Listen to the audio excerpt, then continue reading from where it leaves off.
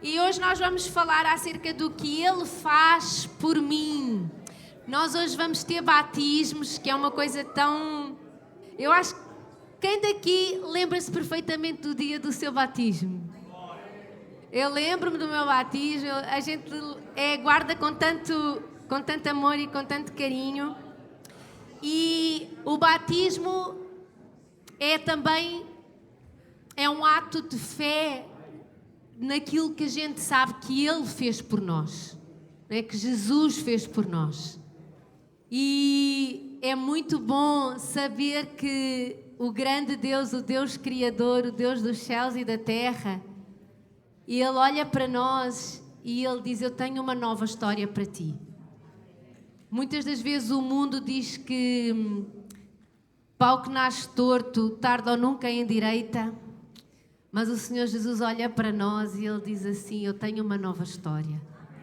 E todos nós que aproveitámos-nos dessa bênção e dizemos: Senhor, eu quero esta nova história.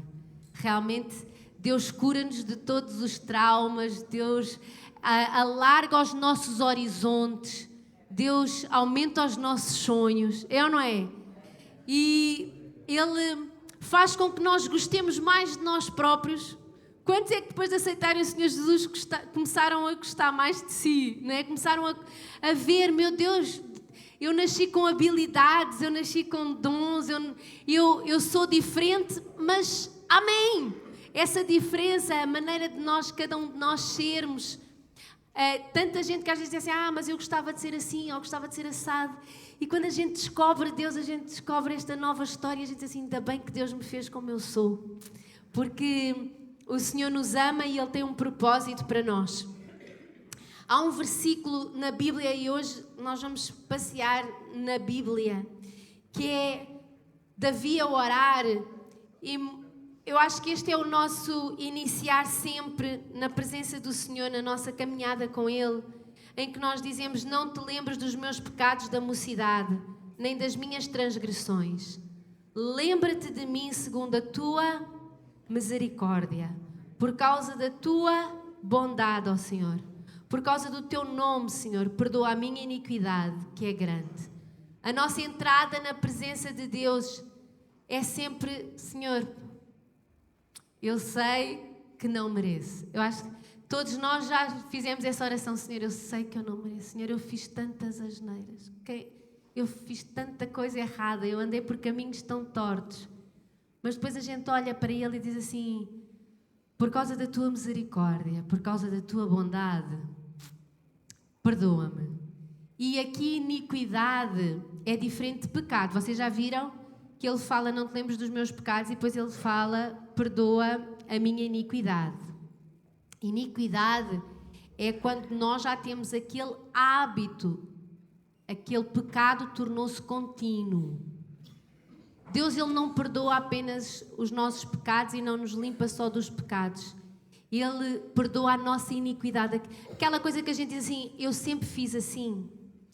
E muitas das vezes a gente pensa assim: é um vício. Irmãos, há pessoas que são viciadas em mentir.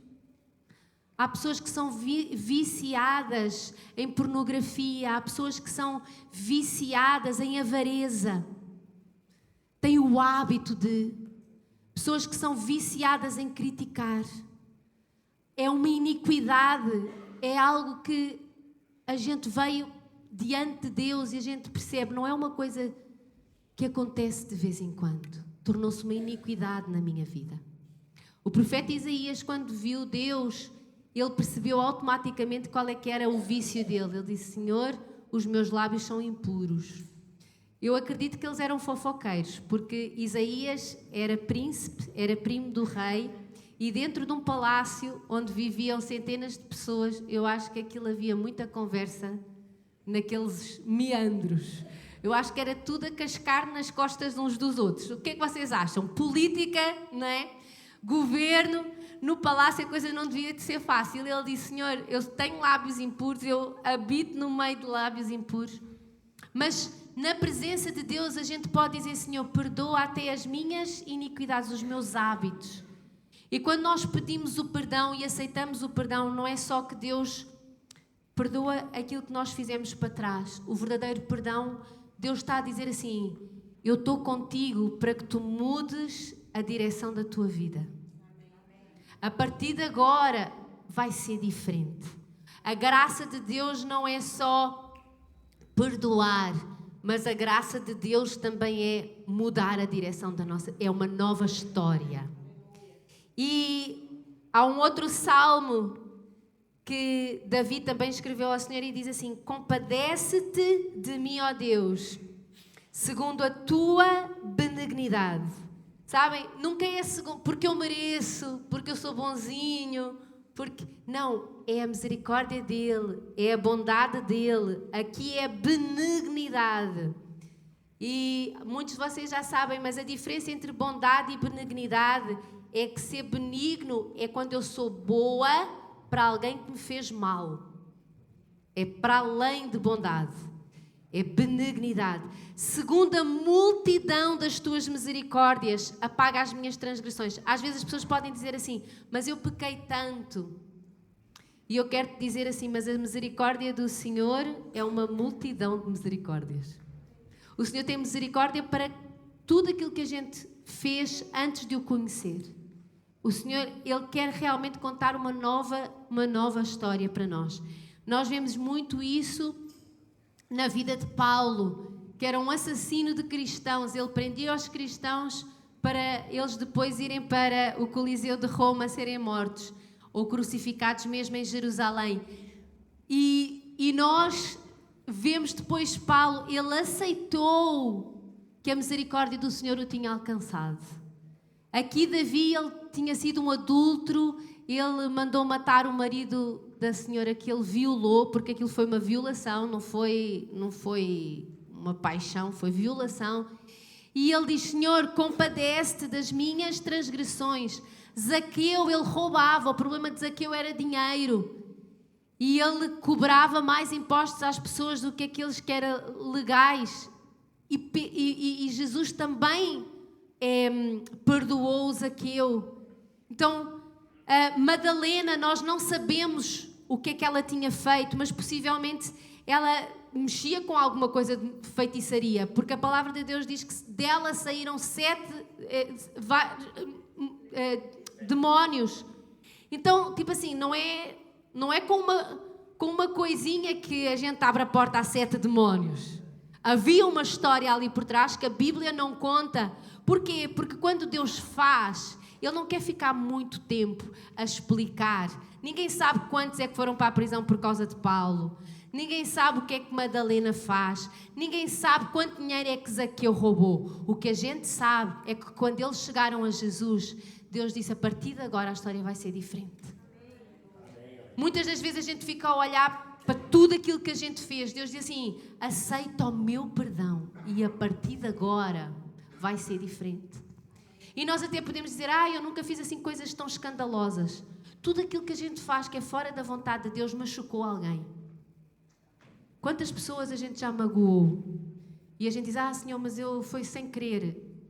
Não interessa, mas machucou. Disse o que não devia, na hora errada, talvez. E a gente precisa dizer: Senhor, perdoa-me. Lava-me completamente da minha iniquidade e purifica-me do meu pecado, pois eu conheço as minhas transgressões. O meu pecado está sempre diante de mim. Pequei contra ti somente, e fiz o que é mau perante os teus olhos. Então nós precisamos de cada vez mais chegarmos a Deus. Mas interessante, não somos só nós que nos chegamos a Deus. Olhem o que é que Deus diz em Isaías, no capítulo 1. Vinde, pois, e conversemos, diz o Senhor. É Deus que nos chama, diz assim: vinde, vamos conversar. Ainda que os vossos pecados sejam como escarlata, eles se tornarão brancos como a neve. Ainda que sejam vermelhos como o carmesim, se tornarão como a lã. Eu não sei se vocês já entenderam, mas os tons que Deus fala é cores de sangue. Porque o nosso pecado mancha-nos com sangue. O pecado é sempre morte, nunca é vida. E Ele diz assim: olha, eu quero que tu venhas e vamos conversar. O Senhor Jesus não põe o nosso pecado debaixo do tapete e diz, ok, vou fingir que não vi. Ele diz, vamos conversar. Só que Ele não quer conversar para dizer assim, olha, tudo aquilo que tu fizeste, agora não há volta a dar. Não, Ele diz, vamos conversar. Ainda que tu estejas manchado de sangue inocente, porque todo o nosso pecado, Ele machucou alguém ou até nos provocou em nós algo que não foi bom. Ele traz sempre morte, o pecado traz sempre morte. E Ele diz assim, ainda que esteja manchado, eles podem se tornar brancos como a neve. Como? Se quiserdes e me ouvirdes, comereis o melhor desta terra. Sabe o que é que ele está a dizer? Se tu quiseres, se tu me ouvires. Aqui este ouvir não é aquele ouvir de entrar por um ouvido e sair pelo outro. É ok, tudo aquilo que tu me dizes, Senhor, eu quero ouvir com atenção para colocar em prática. Ele está a dizer assim, tu nem sequer vais precisar de esperar vir para a glória para comer o melhor. Porque até nos próximos dias que tu ainda vais, e os próximos anos que tu ainda vais viver nesta terra, tu vais experimentar o melhor. Diz para a pessoa que está ao teu lado, Deus quer que tu experimentes o melhor. Hoje. Agora. Se a gente ouvir o Senhor, a gente tem que querer. Se a gente quiser ouvir. Sabem quem ouve Deus? Quem quer ouvir. Se a gente quiser e ouvir, a gente pode comer o melhor desta terra. Isaías 44, 22. Eu desfaço as tuas transgressões como a névoa e os teus pecados como a nuvem. Torna-te para mim porque eu te remi. Torna-te para mim porque eu comprei, eu paguei a tua dívida. Remissão tem a ver com essa palavrinha que quer dizer, eu paguei a tua dívida. Vem a mim porque eu te remi. Eu desfaço as tuas transgressões. O que é que acontece à nuvem? Dissipa-se. Deixou de ser. Era nuvem, agora nem... Era transgressão. Passou para a nuvem e de repente... Puf, a coisa foi-se. E isso não é porque a gente merece. É por causa da multidão das misericórdias do Senhor. Por causa da sua bondade, por causa da sua benignidade. E dá-nos um grande alívio. Porque se a gente se achega a Deus por causa do nosso merecimento, nós nunca conseguimos ter um relacionamento íntimo com Deus. Mas se nós nos achegarmos a Deus, sabendo, Senhor, ainda bem, porque Tu tens sempre uma multidão de misericórdias para comigo, para mudar a minha história, para me lavar, para me purificar da minha iniquidade e eu poder começar a viver algo novo. É diferente a gente entrar na presença deste Deus. E Ele diz, olha, eu vou desfazer as tuas transgressões. Para onde é que vão as nossas transgressões? Para o mar do esquecimento, que o Senhor até diz para nós não pescarmos de novo, não é? Olhem só, Miqueias diz o seguinte: quem, ó Deus, é semelhante a ti, que perdoas a iniquidade e te esqueces da transgressão do restante da tua herança. Nós somos herança do Senhor. Não é? A palavra de Deus diz que nós somos herança do Senhor. E Ele está a dizer assim, olha, tu esquece a transgressão da tua herança. Não é? Jesus, ele, com a sua morte e a ressurreição, Ele ganhou-nos. Nós somos a herança, nós somos o proveito da sua morte e ressurreição. E a palavra de Deus diz que Ele perdoa e... Sabe o que é? Deus não tem amnésia. O que vai acontecer é que quando nós nos achegarmos a Deus, Ele não... E tu dizes assim, ai Senhor, eu pequei contra Ti outra vez e acho que já não vai dar mais. E Ele diz assim, querido, eu perdoei, eu esqueci, hoje estamos a conversar de novo. eu vou-te perdoar de novo. Eu tenho uma nova história para ti. Deus nunca nos vai lançar à cara porque tu fizeste isso, eu não confio mais em ti. Porque tu fizeste isso, eu não tenho mais um plano de vida para ti. Porque tu fizeste isso, eu já não te vou usar. Porque se nós nos achegarmos e pedirmos perdão, o Senhor, Ele diz assim, esse assunto para mim morreu. Vamos viver daqui para a frente. E nós precisamos de ter a humildade de aceitarmos o perdão de Deus e dizer, Senhor, se tu dizes que é daqui para a frente, quem sou eu para reclamar? É daqui para a frente. Daqui para a frente vai ser diferente. Irmãos, quantos casais não seriam muito mais felizes se aprendessem com Deus do que é daqui para a frente? Quantos relacionamentos entre pais e filhos não seriam muito mais saudáveis se aprendessem é daqui para a frente? E nós muitas das vezes, porque somos falhos nos nossos relacionamentos interpessoais, nós pensamos que com Deus é da mesma maneira. E pensamos, agora já não dá mais. Agora, Pedro, ele negou a Jesus 3 vezes numa noite só. E quando uns dias depois ele jantou com Jesus, Jesus nunca falou, tu me negaste. Jesus só lhe perguntou, tu me amas? Se tu me amas, eu tenho uma nova história para ti. Se tu me amas, não há nada perdido. Se tu me amas, o que está para a frente é melhor do que o que ficou para trás. Jesus, ele nunca perguntou, Pedro, por que me negaste? Ele perguntou, tu me amas? Porque ele sabia o coração de Pedro. Pedro estava desejoso de voltar a ter um relacionamento com Deus. Pedro estava desejoso de voltar a ter aquilo que ele tinha perdido. E o Senhor veio e esqueceu da transgressão de Pedro. E disse, tu me amas? Pedro disse, tu sabes todas as coisas. E Jesus acreditou que Pedro amava de verdade. Não é um amor perfeito. O nosso amor para com Deus não é perfeito. Deus sabe disso. Mas Ele diz, se tu continuas-me a amar com esse amor imperfeito, não faz mal. Eu não estou à procura de corações perfeitos. Eu estou à procura de corações que me amam. E eu ainda tenho um projeto para a tua vida. Amém?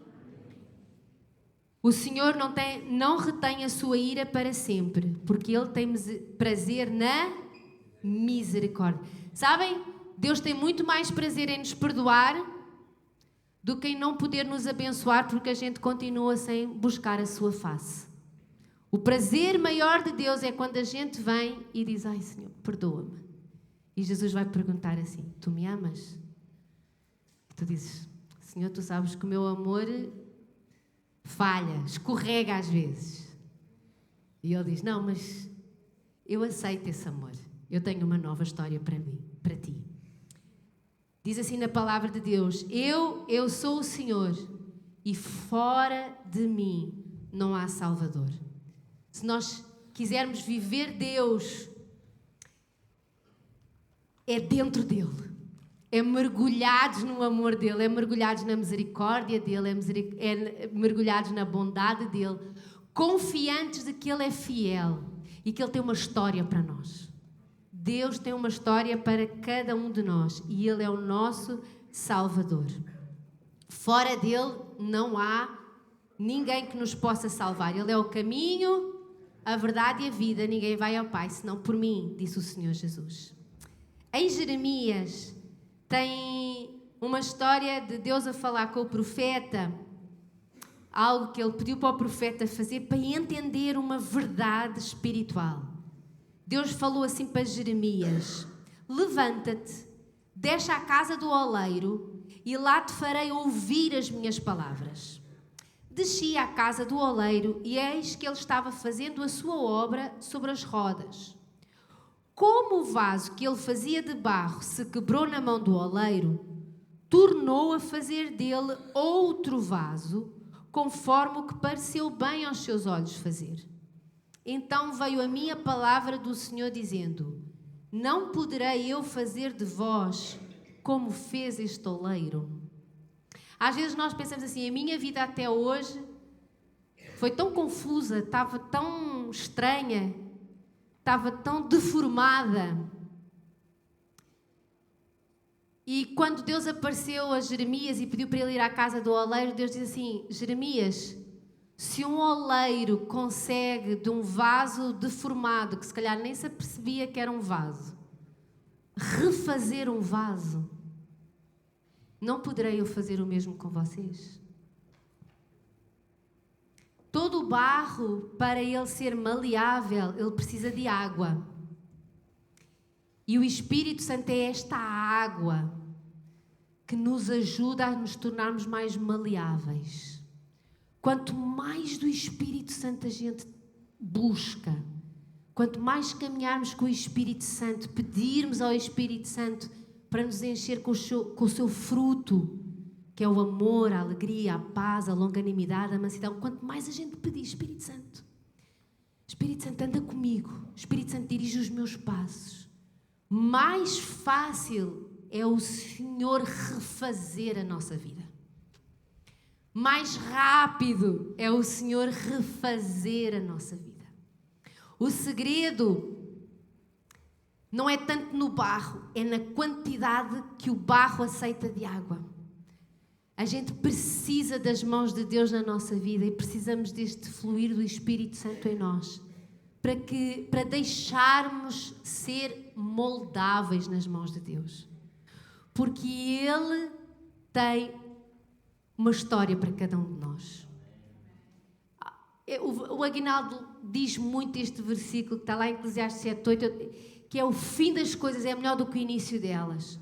O mundo não ensina isso. O mundo diz que o fim da vida é triste.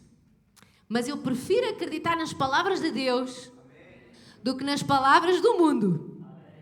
E a palavra de Deus diz que o fim é melhor do que o início. O que é que Ele está a dizer? A tua vida vai cada vez melhorar mais. Porque eu tenho uma nova história para tu ver. E sabem, Deus tem novas histórias, novos capítulos, novas aventuras. A gente só precisa de dizer: Senhor, eu entro na tua presença sabendo que tu me perdoaste, que tu limpaste-me todas as transgressões e eu quero viver tudo. E para terminar, vou ler 2 versículos que estão em João. Jesus disse assim a Nicodemos, um senhor que estava com dúvidas de como é que ele poderia andar com Deus, quem era este Cristo. E Jesus diz assim: o que é nascido da carne é carne, o que é nascido do Espírito é Espírito. Não te admires de eu te dizer, importa-vos nascer de novo. Nós, quando nascemos, no dia em que nascemos, nós nascemos na carne. E Jesus está a dizer assim: a história que tu tens vivido na carne é uma, mas agora tu vais viver no Espírito. Aquela água que faltava para que o barro pudesse ser moldado nas mãos de Deus, vai entrar agora. Agora tu vais ter uma nova história. E a todos quantos o receberam, deu-lhes o poder de serem feitos filhos de Deus, a saber, aos que creem no seu nome. Antes nós vivíamos uma história longe de Cristo, fora da família de Jesus. Mas agora nós fomos feitos, tornados filhos, é uma nova história. A partir de agora é uma nova história.